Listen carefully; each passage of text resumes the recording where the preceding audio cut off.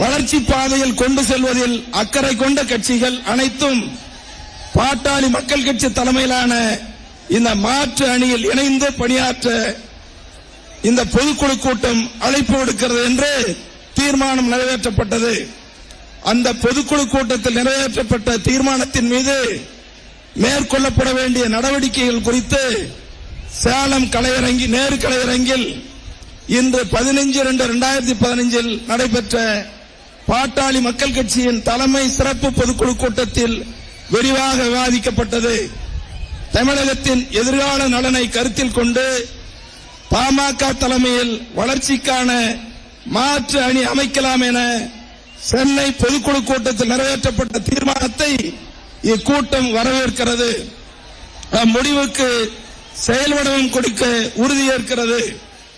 கடலில் தத்தளிக்கும் கப்பலை நிலைக்கு கொண்டு வருவது எவ்வளவு முக்கியமோ அதைவிட முக்கியம் அக்கப்பலை இலக்கு நோக்கி அழைத்து செல்வதாகும். அதேபோல் திராவிட கட்சிகளின் பிடியிலிருந்து தமிழ்நாட்டை மீட்பது எந்த அளவுக்கு முக்கியமோ அதைவிட முக்கியம் மீட்கப்பட்ட தமிழகத்தை வளர்ச்சி பாதையில் அழைத்து செல்வதாகும். இவற்றில் முந்தைய பணியை விட திறம்பட செய்து ஆளுமை தேவை.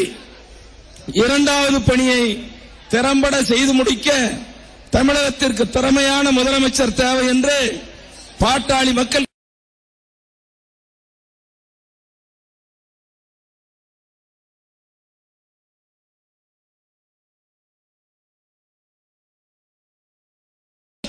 அன்புமணிதான் மிகவும் பொருத்தமானவர் என்று இப்பொதுக்குழு உறுதியாக கருதுகிறது.